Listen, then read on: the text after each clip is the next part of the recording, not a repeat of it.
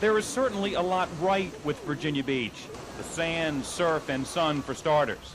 2 million people a year visit the resort city, and most leave satisfied with their stay.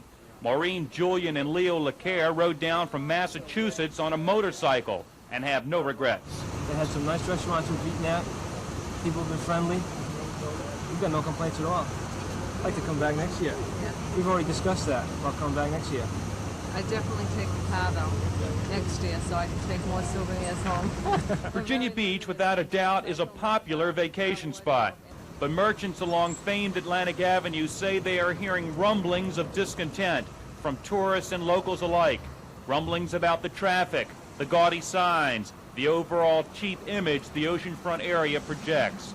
Innkeeper Mel Cook feels it's time for some changes. Every major resort on the East Coast has done something to upgrade their image. We're falling behind, and we've got to catch up with people. This is where it is now. This is as we envisioned with the Ed Carson is a man with a plan. He and fellow architect Kent Brinkley, at the request of the city, developed the Atlantic Avenue beautification plan. It is a massive proposal that would radically alter the appearance of the 40-block strip. Gone would be utility poles and wires, the lines to go underground. Traffic lights and all other signs will be placed on standards like this one. And rather than creating more lanes for cars, there would be fewer, so that sidewalks could be widened. You give these people more place to gather and walk and to experience the environment down there, then they will use that. I think that's been proved in other areas. Those wider sidewalks would have trees and benches. Parking decks would permit visitors to leave their cars and ride trolleys up and down an avenue free, it's hoped, of the cruisers who dominate it now. We feel like that if you make it easy for people to park down there and give them a place where they can go and they don't have to fight the traffic, then it makes it more an enticing element to use, and people will use it. Gone eventually, too, would be the hundreds of signs that hang nearly into the street, fighting for attention, cluttering the landscape. Their size and location would be restricted.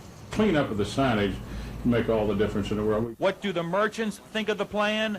Ronnie Palukas says he'd be glad to take his sign down if everybody does.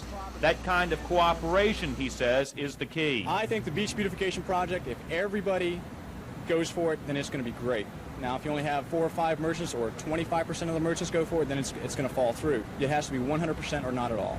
As former head of the Beach Tourist Bureau, Mel Cook says he'll work to build backing for the plan. I think it's a solid plan, and I think it's one we're long overdue with doing. So the consensus is that fixing up Atlantic Avenue is a project long overdue. But that project is not going to begin until it's decided who's going to pay for it. I'll examine that dilemma tomorrow night. In Virginia Beach, Joel Rubin, The Daily News. Atlantic Avenue may be in for a major facelift. Under Phase 1 of the proposed beautification plan, utility wires would be buried, sidewalks widened, 2 traffic lanes eliminated. Trees and planters would line the avenue. People would replace cars as the dominant site. The cost to make all this happen, about $18 million. In many resort areas, deciding who will pay for improvements like what is envisioned here on Atlantic Avenue wouldn't be a problem because tourism is the one and only industry. But Virginia Beach is a city of nearly 300 million people, most of whom live away from the oceanfront and would rather see public funds spent in their neighborhoods rather than down here. You know, there's been a lot of talk about how we should finance it. In fact, Butch Kitchen is an Atlantic Avenue hotel owner and the beachfront area's representative on City Council. He thinks an investment in the resort strip would be the smartest thing the city could do for the taxpayers. ultimately, the work that would be done here is going to offset taxes, you know, that they may have to pay at some point in time if we kind of go down the tubes. And I think that can be pretty clearly demonstrated with the figures if you're willing to sit and objectively listen. The figures oceanfront merchants like to brag about the most involve tax revenue generated by tourism, $132 million over the past decade, far greater than the $18 million the city has spent promoting the oceanfront over the same period.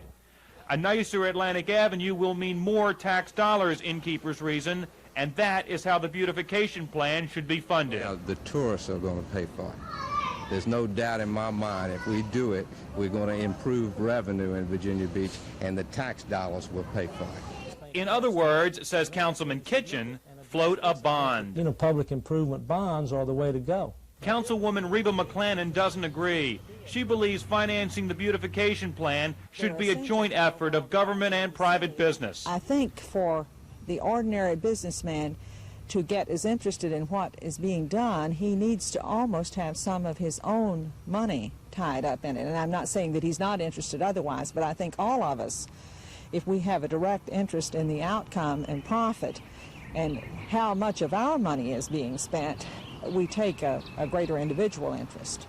McClanahan says many beach citizens are not happy with the beach.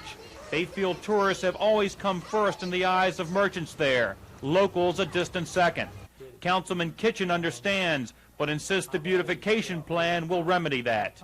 Just imagine we could invite the citizen from Kempsville or Bayside, come down, we have adequate parking, ride the trolley down the street, come down and enjoy the restaurants, enjoy what's happening without all this, you know, hustle and bustle of the cars and confusion. But first, how to pay. Next month, City Council will be presented with a list of financing alternatives. How long it takes to pick one will determine when and if the beautification project will finally begin. In Virginia Beach, Joel Rubin, The Daily News.